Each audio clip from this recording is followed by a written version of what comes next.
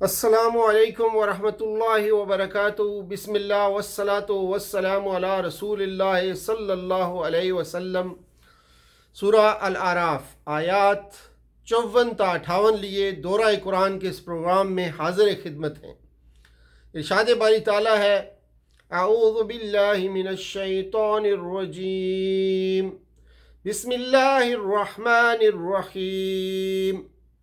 ان ربکم اللہ الذی خلق السماوات والارض فی 6 ایام ثم استوى علی العرش یغشی اللیل النہار یطلبہ حثیثا والشمس والقمر والنجوم مسخرات بأمرہ الا لہ الخلق والامر تبارک اللہ رب العالمین۔ رب اشرح لی صدری ویسر لی امری واحلل عقدۃ من لسانی یفقہوا قولی۔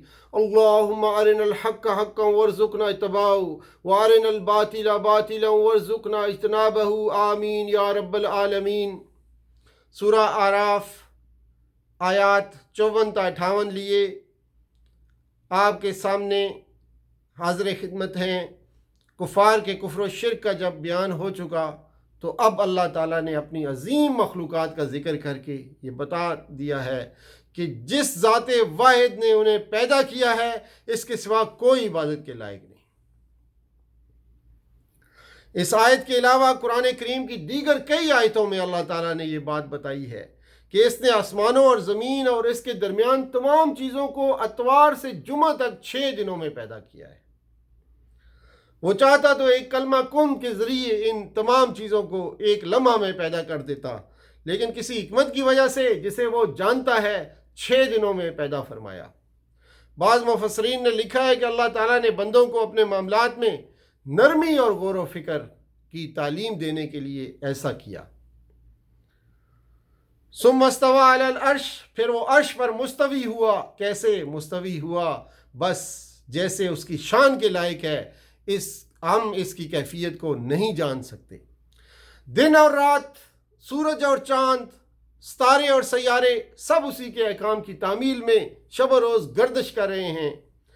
اس پوری کائنات پر اسی کا حکم چلتا ہے، اس کے علاوہ کوئی دوسرا اس کا حقدار نہیں ہو سکتا کہ کائنات میں اس کا حکم چلے۔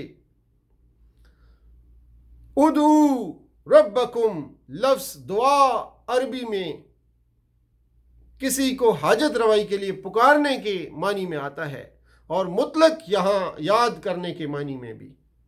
یہاں دونوں مراد ہو سکتے ہیں۔ ادعو ربکم یعنی پکارو اپنے رب کو اپنی حاجات کے لیے، یا یاد کرو اور عبادت کرو اپنے رب کی۔ پہلی صورت میں معنی یہ ہو گئے کہ اپنی حاجات صرف اللہ تعالیٰ سے مانگو، اور دوسری صورت میں یہ کہ ذکر و عبادت صرف اسی کی کرو۔ تضرعا و خفیہ، تضرع کے معنی عجز و انکساری اور اظہار تذلل کے ہیں، خفیہ کے معنی پوشیدہ چھپا ہوا۔ ان دونوں لفظوں میں دعا اور ذکر کے لیے 2 اہم آداب کا بیان ہے۔ اول یہ کہ قبولیت دعا کے لیے ضروری ہے کہ انسان اللہ تعالیٰ کے سامنے اپنے عجز و انکساری اور تذلل کا اظہار کر کے دعا کرے۔ اس کے الفاظ بھی عجز و انکساری کے مناسب ہوں، لب و لہجہ بھی تواضع اور انکسار کا ہو۔ دوسری بات یہ ہے کہ خفیہ اور آہستہ ہو۔ حسن بصری رحمۃ اللہ علیہ فرماتے ہیں کہ اعلانیہ اور جہراً دعا کرنے میں اور آہستہ اور پست آواز سے کرنے میں 70 درجے فضیلت کا فرق ہے۔ اللہ کی اس بادشاہت میں کسی کو اس کا شریک بنانا اللہ کے بغاوت اور فساد برپا کرنا ہے۔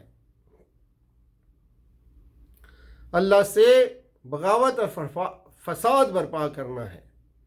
وَهُوَ الَّذِي يُرْسِلُ الرِّيَاحَ۔ بارش کی تمثیل پیش کر کے 3 حقیقتوں پر روشنی ڈالی گئی ہے۔ اللہ کی رحمت نیکوکار بندوں سے بہت قریب ہے، اس لیے دوسروں کو سہارا لینے کی بجائے اس کو سہارا بنانا چاہیے۔ جس طرح وہ مردہ زمین کو دوبارہ زندہ کرتا ہے، اسی طرح تمہیں بھی مرنے کے بعد دوبارہ اٹھا کھڑا کرے گا۔ جس طرح بارش کا اثر مختلف صلاحیتوں کی زمینوں پر مختلف ہوتا ہے، اسی طرح سلیم الفطرت اور غیر سلیم الفطرت لوگوں پر قرآن کا اثر بھی مختلف ہوتا ہے۔